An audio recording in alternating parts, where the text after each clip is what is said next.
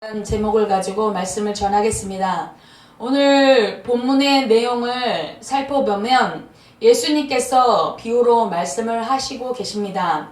주인이 혼인집에서 돌아왔을 때를 준비하는 종들의 신실함과 도둑이 언제 올지 안다면 철저히 대비해서 그 집을 뚫지 못하게 하는 것처럼 준비하고, 주인이 돌아왔을 때에 그 종이 시킨 대로 일한 것을 보면 그 종이 복이 있지만 그와 반대인 자는 매를 맞을 것이라는 내용입니다. 우리 예수 그리스도께서 다시 오실 그날까지 깨어 준비하고 신실하게 맡겨주신 일들을 감당해야 합니다. 그러기 위해서는 어떤 종이 주님이 원하시는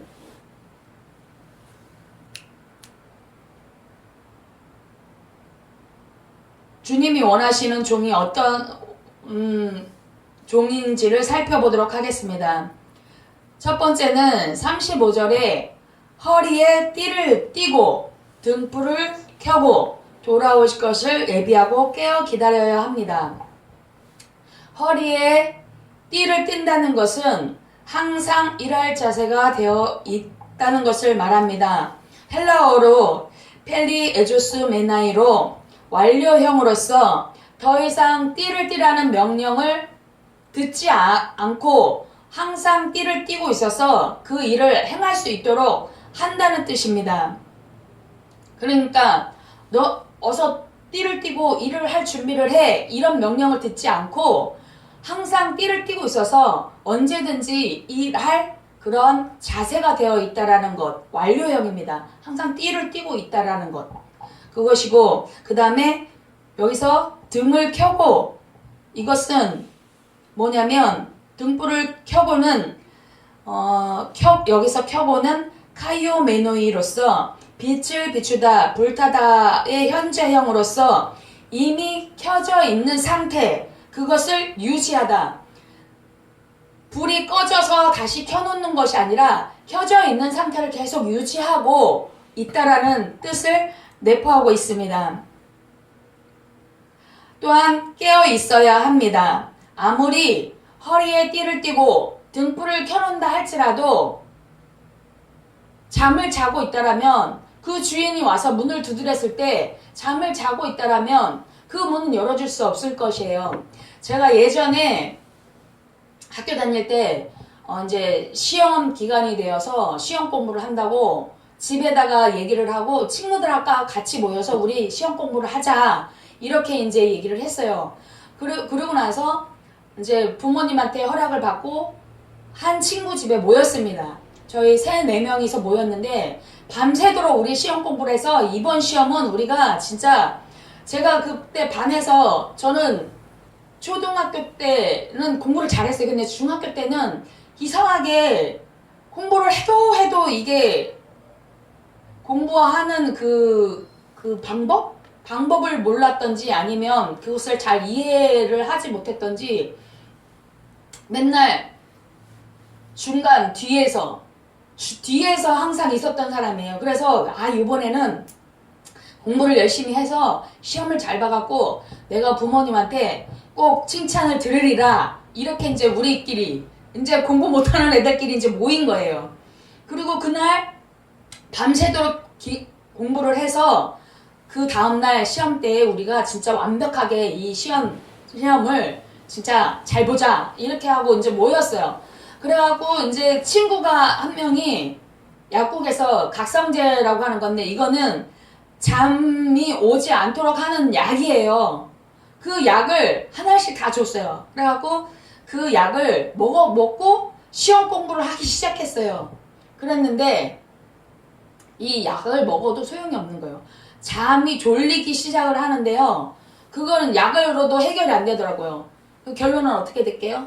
다 그냥 잠들었어요. 약을 먹고도 밤새 공부하자, 시험 내일 잘 보기 위해서 밤새 공부하자, 이렇게 막 우리들끼리 단합을 해서 부모님한테 얘기해서 한 집에 모여갖고 약까지 먹고 했던 게 다 수포로 들어갔어요. 그 다음날 시험 결국은 다 뭐 20점, 30점, 10점 막 이렇게 거의 빵점 가까운 그 점수 결과를 낸 거예요. 그러니까 아무리 그런 다 같이 모여서 시험 공부를 하자, 밤새도록 시험 공부를 하자 이런 했던 그런 과정들이 다 소용이 없어. 잠을 자버렸으니까 공부는 무슨 공부를 했겠어요. 공부를 내일 시험을 잘 보기 위해서 모여서 밤새도록 공부하자 했던 이런 과정들이 다 소용이 없어지게 된 거예요. 이처럼 허리를 띠고 내가 주인을 맞을 준비를 하고 등불도 켜놨어. 그랬지만 내가 잠은 들으면 그런 것들이 아무 소용이 없어요. 주인이 온 거 노크 소리도 듣지 못하고 그냥 쿨쿨 자버린다 그러면 무슨 소용이 있겠냐는 거예요. 그것처럼 허리에 띠를 띠고 등불을 켜고 깨어 있으라는 주님의 명령이었습니다.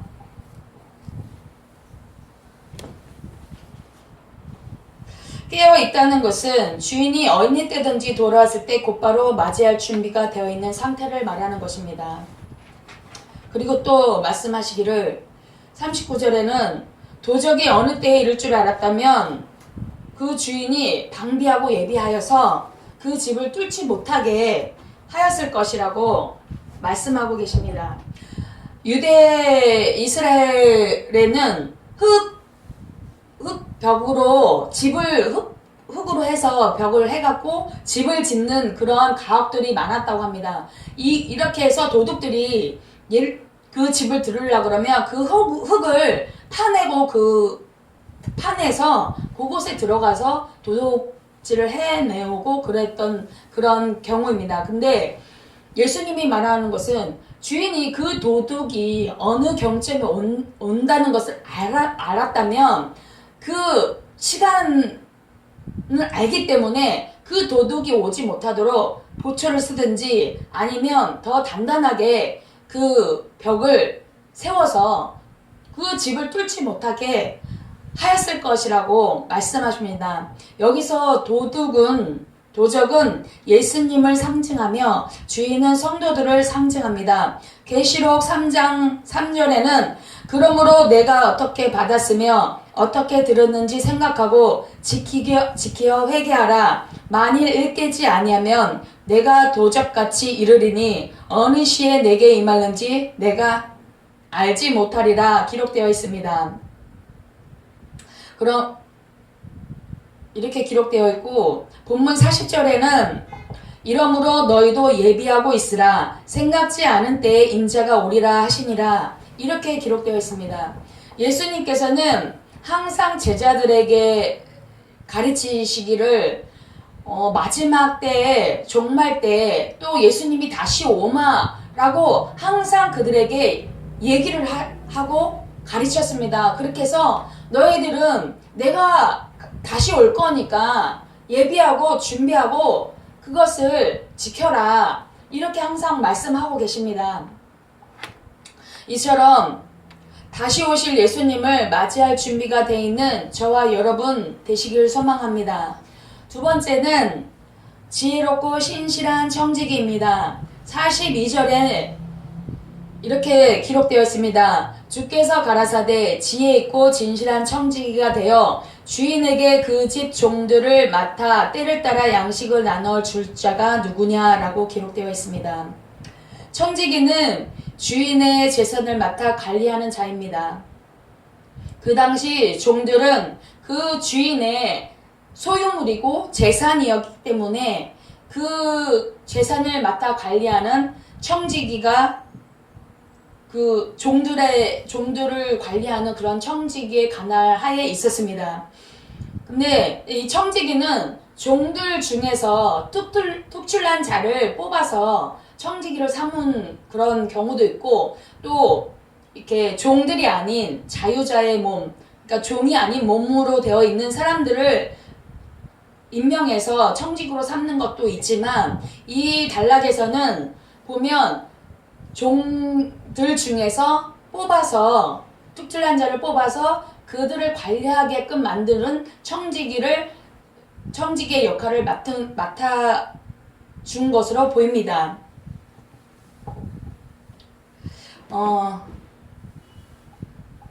베드로전서 4장 10절에 보면 각각 은사를 받은 대로 하나님의 각양 은혜를 맡은 선한 청지기 같이 서로 봉사하라고 말씀하셨습니다.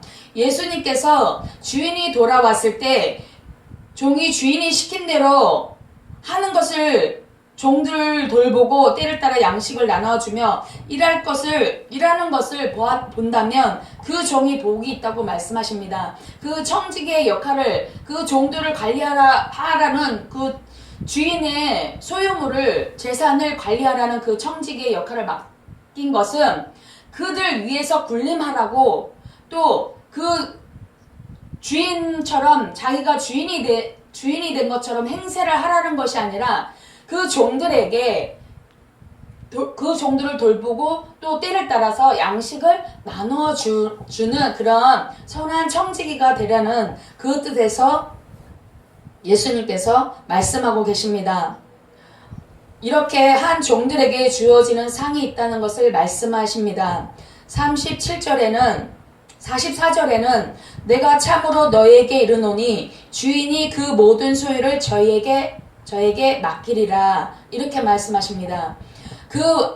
이렇게 때를 따라 종들에게 양식을 나눠주고 그들을 돌보는 자에게 주인의 모든 소유를 그에게 맡긴다라고 말씀하고 계십니다. 그리고 37절에는 종을 주인의 자리에 앉히고 종이 주인에게 하듯이 시중들게 됩니다. 주인은 충성스러운 종에게 최상의 은혜를 베푼다는 것입니다. 우리가 믿는 예수님은 종의 모습으로 우리를 주인처럼 섬기셨습니다.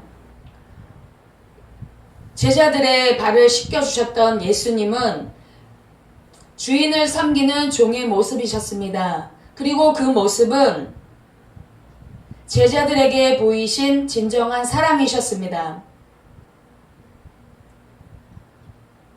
반면 이렇게 한 자들에는 이러한 상이 있어. 너희들에게 이렇게 대접을 할 거야. 내가 다시 왔을 때 그 종들 어느 한 사람을 지칭한 말이 아니었습니다. 베드로가 예수님께 묻습니다.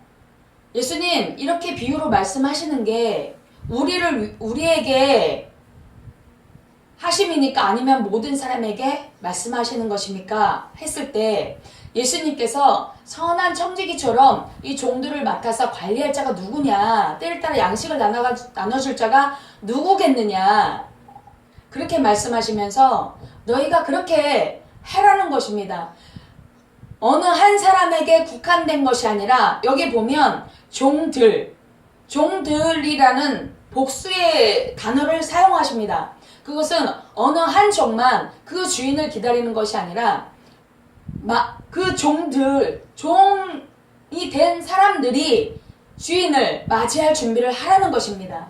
그것은 어느 한 사람에게 아까도 말씀드렸듯이 한 사람에게만 넌 나를 기다렸다가 내가 올 때 이렇게 나를 맞이해 그러면 너가 복이 있을 거야 라는 거 아니라 너희들이 그렇게 해라. 그렇게 주인을 기다렸다가 주인을 맞아들이는 그 종들은 복이 있다. 다수를 말하고 계시는 것입니다. 그리고 이렇게 한 자들에게 주시는 상이 주인의 모든 소유를 맡길 것이고 또 그 주인이 종의 모습으로 그들을 주인의 자리에 앉히고 종으로서 그들을 섬기는 모습을 보여주고 계시는 것입니다. 말씀하고 계십니다. 그 주인을 맞이한 자들이 결국은 그 주인이 종으로서 그들을 섬길 것이고 그만한 주인에 대한 그런 대우를 그들에게 해줄 것이라는 것을 약속하고 계시는 것입니다. 여기서 이 주인을 기다리는 종의 모습을 한번 상상을 제가 해봤거든요. 이 종이 한밤중에, 그러니까 여기서 보면 혹 이경이나 혹 삼경에 이르러서 주인이 혹 이경이나 삼경에 아주 깊은 밤에 올지 아무도 모르는 거예요. 그 주인 혼인집이라고 그랬어요. 유대는 혼인잔치가 밤에 이루어지거든요. 그 밤에 이루어지는데 그 혼인잔치가 언제 끝날지 모르는 거예요. 그럼에도 불구하고 이 종이 그 주인을 기다리는 그 종의 모습을 한번 상상을 해봤어요. 그리고 보통 생각할 때 이때쯤이면 거의 잔치는 마무리될 거야. 그러면 이때쯤은 오시겠지 하고 기다리는 그 종의 모습. 도둑이 언제 올지 알면 그 도둑이 침입하는 것을 막기 위해서 그것을 방비하지 않겠냐. 예수님이 말씀하셨듯이 잔치가 이 정도 되면 어느 정도 무르익고 이 시간 되면 거의 도착할 때가 되었을 거야 하고 좀 늦어지더라도 기다렸던 그 종들의 모습을 생각하면서 제가 어렸을 때 우리 동생들하고 저는 이제 엄마가 이제 회사를 출근하셔서 퇴근하실 시간이 되면 동생들을 데리고 저는 그 정류장에 나갔던 것이 기억이 나요. 그래서 동생들은 엄마 언제 와? 언제 와? 엄마 왜 이렇게 안 와? 엄마가 그날은 조금 늦었어요. 늦었는데 조금 늦은 게 아니라 좀 많이 늦었어요. 그래서 거기서 몇 시간을 기다리면서도 엄마가 돌아온다는 그 기쁨으로 엄마를 기다렸고 또 엄마가 오면 우리 엄마한테 뭐 사달라고 하자. 맛있는 거 사달라고 하자. 너는 뭐 먹고 싶어? 너는 뭐 먹고 싶어? 하면 물어보면서 그 엄마가 돌아왔을 때 엄마한테 받을 그 맛있는 거를 받아 얻어먹을 그 생각에 그 시간이 결코 저한테는 길지가 않았어요. 너무 기쁨으로 엄마를 맞이한다는 그 기쁨으로 기다렸던 시간이 되었던 것 같아요. 그리고 동생들은 언니의 강요에 의해서 우리 엄마 기다리러 가자. 엄마 오면 우리가 뭐 사달라고 하면 엄마가 사줄 거야. 해서 언니의 강요에 의해서 또 누나의 강요에 의해서 따라갔고 처음에는 막 즐겁게 기다리다가 서로 거기서 장난도 치면서 정류장에서 장난도 치고 뭐 하고 하면서 놀이하면서 기다렸는데 시간이 지나면 지날수록 우리 동생들은 이제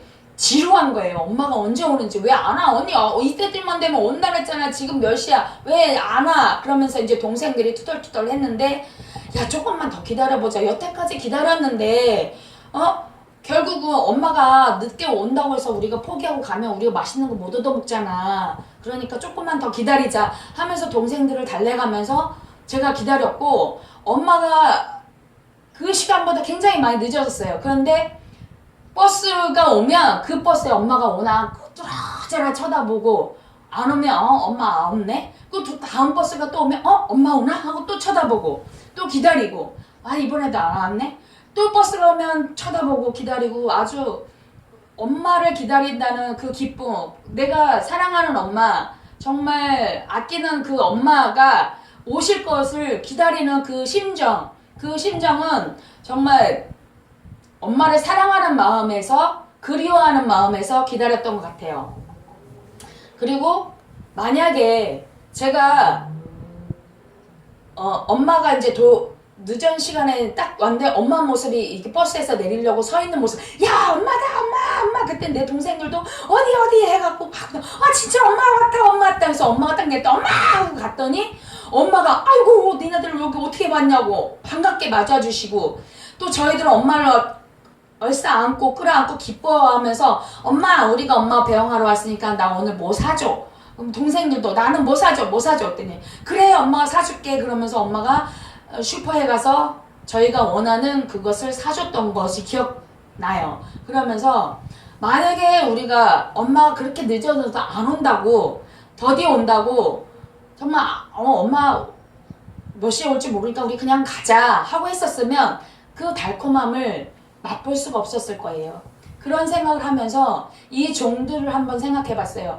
예수님께서 이 종들에게 이러이러한 상이, 그렇게 하는 종들에게 이러이러한 상이 있을 거야. 그러니까 너희도 이 종들처럼 그렇게 해. 이 주인을 맞으려고 했던 이 주인이 그 도적이 오는 건 어느 시점의 경점에서 올 것을 알았기 때문에 그 도적이 오는 것을 막을 수가 있었던 거야. 그러니까 너희들은 항상 깨어서 나를 기다려. 그러면 이러이러한 상이 있을 거야 라고 말씀하시는 그 예수님이십니다. 예전에 우리 고건우 목사님이 당진에서 저희 있을 때 갑자기 막 즐거워하면서 우리 아버지 곧 오신대 이러면서 말씀을 하시는 거예요. 그러면서 그 얼굴이 진짜 해같이 빛나면서 그 힘든 밭일, 그 주변에 이제 잡초라든가 막 이런 거 다 뽑으시고, 그 다음에 꽃을 다 심으시고, 그 꽃들에게 물을 주고, 그 공터에 막 그런 잡초들이라든가 뭐 일할 것을 땀을 뻘뻘 흘리면서 일을 하시면서도 우리 아버지 곧 오신대, 우리 아버지 곧 오신대, 우리 아버지 곧 오신다니까? 막 이러시는 거예요. 그래서 이게 무슨 소린가 저는 도대체 이게 무슨 소리지 했더니 아이 우리 아버지 곧 오신다니까 막 그러면서 기뻐하셨던 것이 기억이 나요. 그러니까 제가 엄마가 이때쯤 오실 거야. 그 엄마를 기다렸던 그 마음이 우리 목사님 고건동 목사님이 하나님 아버지 예수 그리스도가 오실 그때를 생각하시면서 기뻐하면서 그 일을 즐겁게 하셨던 그 얼굴에 그 환한 미소를 띠면서 그 일을 즐겁게 하셨던 그 모습이 상상이 되는 거예요. 이 말씀을 준비하면서 정말 하나님 예수님께서 원하시는 모습이 우리에게 요구하시는 그 모습이 아닐까. 제가 오늘 잘못해갖고 엄마가 오면 내가 집에서 집안일을 무슨 일을 하다가 엄마가 그러니까 뭐 하나를 고장을 내뜨렸어요. 그러면 아버지나 어머니가 오시면 돌아오면 분명히 혼낼 거야. 혼낼 거를 알면서 기다리는 마음은 굉장히 무섭고 두렵고 그런 마음이잖아요. 근데 그게 아니라 무엇을 한 가지 해놓고 제가 한겨울이었어요. 그때는 저희 집에 세탁기도 없었어요.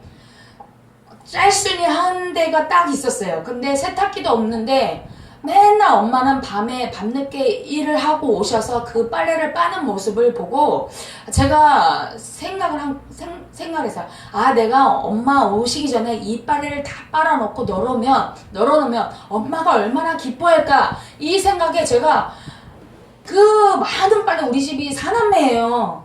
사남매고 아버지 맨날 그 공장 일을 해서 작업복이 항상 매일 있는데 그 매일 벗어놓은 그 빨래가 산더미인 거예요. 그 엄마와 일을 갔다 와서 그거 빨라면 얼마나 힘들겠어요. 제가 그래서 그거를 진짜 고사리 손 같은 손으로 그 빨래를 다 해갖고 널어놨는데 밤이 되니까 이 낮에 제가 빨아서 널어놨는데 완전히 빨래가 한겨울이다 보니까 이 빨래가 동태처럼 딱딱하게 말라있는 거예요. 근데 엄마가 와서 보고는 아유 이 추운데 힘들게 이 빨래를 해놨냐고 그러면서 걱정하시면서 엄마 힘들까봐 내가 해놨어 그랬더니 고맙다고 막 칭찬해주었던 엄마, 그 엄마를 기다리는 심정하고 내가 무엇을 해놓고서 엄마가 시키지도 않았던 그런 일을 해놓고도 즐거워하면서 엄마가 칭찬할 것을 기다리는데 또 엄마가 뭐 하나 시켜놨어요. 그것을 해놓고 엄마한테 칭찬을 받아. 엄마가 일 갔다 올 때까지 요거 해놔,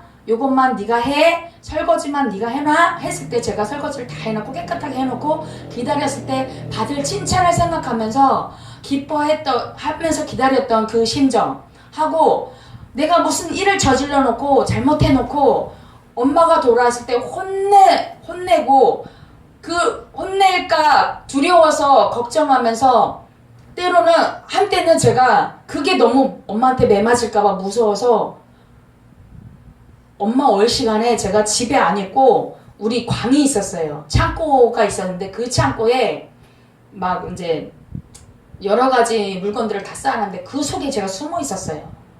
그 엄마가 이제 돌아와서 아니 이놈 지집에 이거를 이렇게 해놨다고 이제 막 혼내려고 했는데 저가 없잖아요. 막 찾으러 다니면서 찾으러 다녔는데 제가 숨어서 이제 엄마한테 혼날까봐 겁나갖고 숨어있던 그 모습. 그러니까 어떻게 기다리느냐. 정말 기쁨으로 그 맡겨주신 일을 잘 감당하면서 때로는 우리가 실수하고 예수님께서도 그러세요. 너희가 실족할 수나 있으나 그러나 염려치 하지 마라. 아예 실족하는 것보다는 낫다.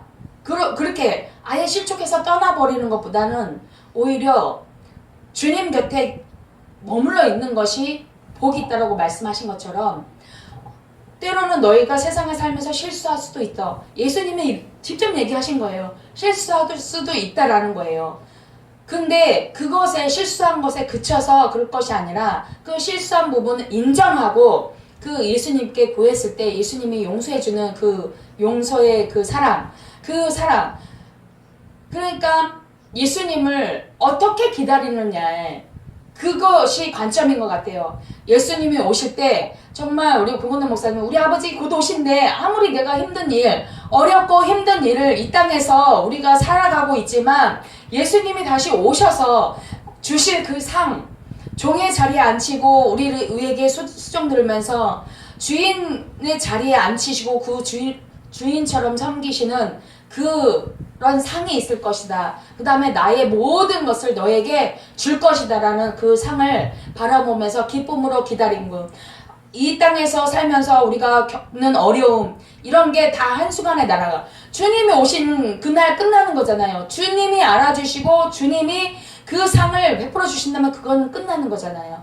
그러므로 우리가 주님을 맞을 준비는 반드시 해야 되는 겁니다. 종들이 맡겨준 것은 예수님께서 하나님께서 우리에게 맡겨주신 그 일을 우리가 정말 잘하든 못하든 그것이 예수님이 너희가 이걸 잘했어 못했어 그것을 따지는 것이 아니라 우리가 이것을 주님이 맡겨주신 일을 얼마나 성실하게 이행하려고 노력했는가 그 과정을 보시는 그 예수님. 그 다음에 우리가 서툰 사람들 보면 이렇게 빠릿빠릿 움직이면서 그 일을 하는 사람이 완벽하게 해내는 사람이 있는가 하면 서툴지만 그 일을 맡겨주신 그 일을 해보려고 노력하는 사람이 있어요. 근데 그 노력하는 사람한테 와갖고 너 왜 이렇게 했어? 너 왜 이렇게 빨리 못해? 이렇게 하는 게 아니라 그래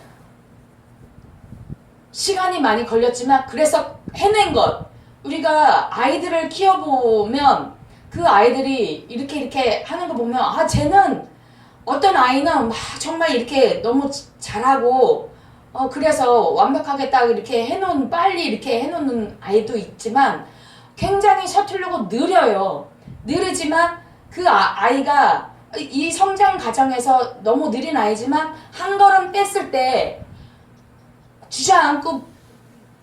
주저앉는 게 더 많아도 한 걸음 떼고 주저앉을지라도 그 한 걸음 뗀 거 보고 기뻐하시잖아요. 우리 예수님도 마찬가지라는 거예요. 우리가 무엇을 하려고 예수님이 맡겨주신 그 일에 대해서 하려고 하는 그 모습을 보시면서 예수님께서는 흐뭇해하시며 또 그 종들을 바라보았을 때 내가 정말 복되다 네가 복이 있다 라고 말씀하시는 것인 줄 믿습니다. 우리가 이 본문의 내용을 보면서 어떤 종이 되어야 할지 선택의 기로가 있다면 어떤 선택을 할 것인가 그것은 우리에게 달린 것이에요. 예수님께서 이렇게 하라고 했어요. 그러나 그것을 하는 것과 안 하는 것은 우리의 몫에 달린 것이에요. 어느 한 아버지가 두 아들이 있는데 이 두 아들에게 얘야 가서 이 일을 좀 해다오 라고 했을 때 한 아들은 예 하겠습니다 하고 그 일을 하지 않았어요. 그런데 한 아들은 싫어요 해놓고 뒤늦게 생각해보니까 내가 이거 잘못된 거네 내가 어른의 말을 안 들으면 안 되겠다 해서 뒤늦게 깨우치고 말은 안 한다고 싫다고 얘기했지만 가서 그 일을 했을 때 어느 사람이 더 옳으냐라고 묻는 예수님의 말씀처럼 예수님이 이렇게 깨어 허리에 띠를 띠고 등불을 켜고 깨어서 서서 있으라 이렇게 명령하셨어요. 그랬을 때 우리는 어떤 것을 택할지 그것을 선택해야 하는 기로에서 어떤 것을 선택해야 할지 그걸 생각해 보았으면 합니다. 그리고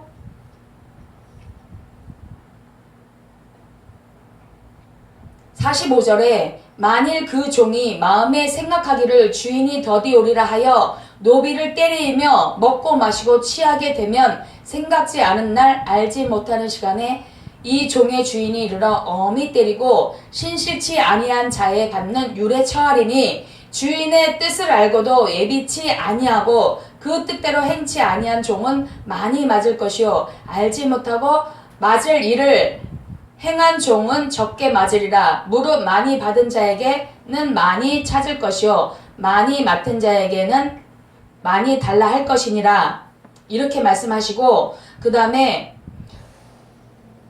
여기서 종의 주인이 이렇게 하지 않은 종에게 주인이 엄히 때린다라고 말씀하고 계십니다. 이 엄히 때리다라는 것은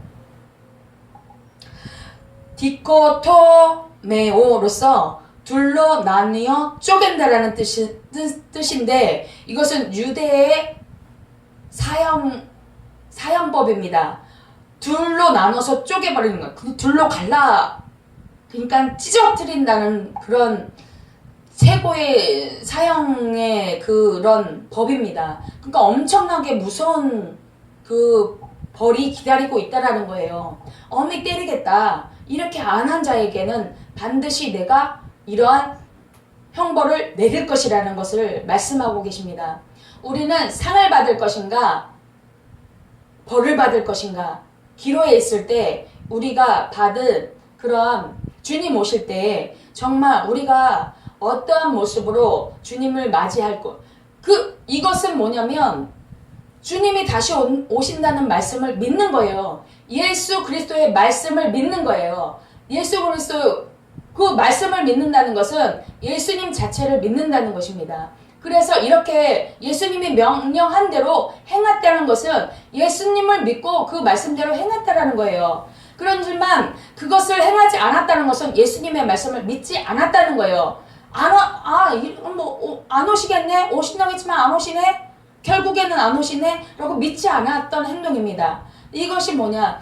예수 그리스도 자체가 말씀이요. 말씀이 곧 예수님이라는 거예요. 그 말씀을 믿지 않는 것이 곧 예수님을 믿지 않는 거. 그러니까 형벌이 따른다는 거예요. 그렇지만 예수님을 믿고 그 뜻대로 행하는 자는 반드시 하나님이 상 주시는 것임을 믿어야 할지니라라고 히브리서에도 기록되어 있듯이 그렇게 우리가 어떻게 행할 것을 깊이 생각해보게 되는 단락인 것 같습니다. 말씀을 정리하겠습니다. 깨어있는 종이 주님의 재림을 기다리는 것은 무섭고 고통스러운 것이 아니라 사랑하는 사람을 하루라도 빨리 오시기를 간절히 바라는 심정으로 기다리는 것입니다. 그 사랑하는 사람이 이제나 올까 저제나 올까 기다리며 사랑하는 사람이 부탁한 일, 맡겨준 일, 그 일에 최선을 다하고 그 일을 감당하며 기다리는 저와 여러분 되시기를 소망합니다.